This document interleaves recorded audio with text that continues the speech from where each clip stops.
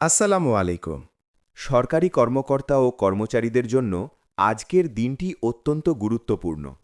দীর্ঘ প্রতীক্ষার পর আজ সচিবালয়ে অনুষ্ঠিত গুরুত্বপূর্ণ বৈঠক থেকে নবম পে স্কেল এবং মহার্ঘ ভাতা নিয়ে বেশ কিছু নতুন সিদ্ধান্ত ও আলোচনার তথ্য সামনে এসেছে।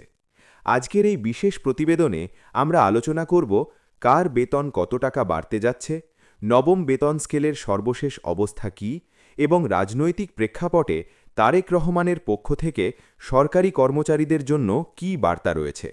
সম্পূর্ণ বিষয়টি বুঝতে প্রতিবেদনটি শেষ পর্যন্ত শুনুন। বাজারের বর্তমান পরিস্থিতি বিবেচনা করে সরকার প্রথমেই জোর দিচ্ছে মহার্ঘ ভাতা বা ডিয়ারনেস অ্যালাওয়েন্সের ওপর। আজকের বৈঠকে আলোচনা হয়েছে যে নতুন পে স্কেল পূর্ণাঙ্গভাবে কার্যকর হতে কিছুটা সময় লাগলেও অন্তর্বর্তীকালীন ব্যবস্থা হিসাবে একটি বড় অঙ্কের মহার্ঘ ভাতা ঘোষণা করা হতে পারে।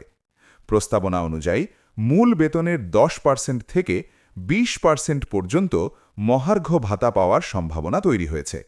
এটি মূলত নিম্ন ও মধ্যম গ্রেডের কর্মচারীদের জন্য একটি বিশাল স্বস্তি হয়ে আসবে। বিশেষ করে 11 থেকে 20তম গ্রেডের কর্মচারীদের জীবনযাত্রার মান উন্নয়নে এই ভাতা দ্রুত কার্যকর করার নির্দেশনা দেওয়া হয়েছে। এখন আসা যাক বহুল আলোচিত নবম পে স্কেল প্রসঙ্গে। জাতীয় বেতন কমিশন 2026-এর প্রতিবেদন অনুযায়ী বেতন কাঠামোতে বড় ধরনের বৈপ্লবিক পরিবর্তনের সুপারিশ করা হয়েছে। প্রস্তাবিত কাঠামোতে সর্বনিম্ন বেতন বর্তমানের 8,250 টাকা থেকে বাড়িয়ে 20,000 টাকা করার প্রস্তাব দেওয়া হয়েছে। অন্যদিকে সর্বোচ্চ গ্রেডের মূল বেতন 1,60,000 টাকা পর্যন্ত হতে পারে।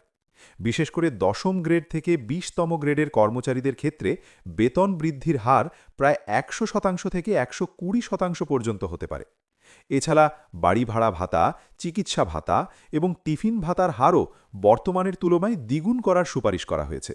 উদাহরণস্বরূপ 15তম গ্রেডের একজন কর্মচারীর বর্তমান মোট বেতন যেখানে 16,000 টাকার আশেপাশে, নতুন স্কেলে তা 35,000 টাকা ছাড়িয়ে যেতে পারে। বর্তমান রাজনৈতিক পরিস্থিতিতে সরকারি কর্মচারীদের জন্য বিশেষ বার্তা দিয়েছেন বিএনপি নেতা তারেক রহমান। তিনি তার সাম্প্রতিক বক্তব্যে এবং সাংগঠনিক নির্দেশনায় স্পষ্ট করেছেন যে রাষ্ট্র পরিচালনার দায়িত্ব পেলে অগ্রাধিকার ভিত্তিতে সরকারি কর্মচারীদের জন্য একটি বৈষম্যহীন এবং আধুনিক পে স্কেল ঘোষণা করা হবে। তারেক রহমান বিশেষভাবে উল্লেখ করেছেন যে মূল্যস্ফীতির সাথে সামঞ্জস্য রেখে প্রতি বছর বেতন স্বয়ংক্রিয়ভাবে বৃদ্ধির একটি স্থায়ী পদ্ধতি চালু করা হবে, যাতে কর্মচারীদের বারবার পে স্কেলের জন্য রাজপথে নামতে না হয়।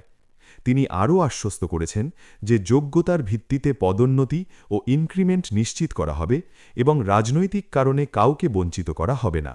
শুধুমাত্র কর্মরতরাই নন, অবসরপ্রাপ্ত পেনশনভোগীদের জন্য রয়েছে সুখবর। নতুন কাঠামোতে পেনশন 20,000 টাকার নিচে হলে তা 100% বৃদ্ধি করার সুপারিশ করা হয়েছে। এছাড়া চিকিৎসা ভাতা 5,000 টাকা থেকে বাড়িয়ে 75 বছর ঊর্ধ্বদের জন্য 10,000 টাকা করার প্রস্তাব দেওয়া হয়েছে। ঈদ বোনাস এবং বৈশাখী ভাতাও মূল বেতনের একটি নির্দিষ্ট শতাংশ হারে বাড়ানোর কথা আজকের বৈঠকে উঠে এসেছে। এই প্রস্তাবনাগুলো বাস্তবায়িত হলে সরকারি কর্মচারীদের দীর্ঘদিনের আর্থিক সমস্যার সমাধান হবে বলে আশা করা হচ্ছে।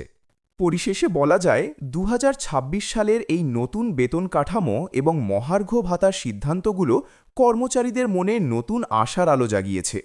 যদিও চূড়ান্ত গেজেট প্রকাশের আগ পর্যন্ত আমাদের কিছুটা ধৈর্য ধরতে হবে, তবে আজকের বৈঠকের ইতিবাচক সংকেতগুলো অত্যন্ত তাৎপর্যপূর্ণ। সরকারি সকল খবরের সর্বশেষ আপডেট এবং খবরের বিস্তারিত বিশ্লেষণে চোখ রাখুন আমাদের এই নিয়মিত আয়োজনে, কারণ আপনাদের জন্য আমরা নিয়ে আসছি সব গুরুত্বপূর্ণ তথ্য।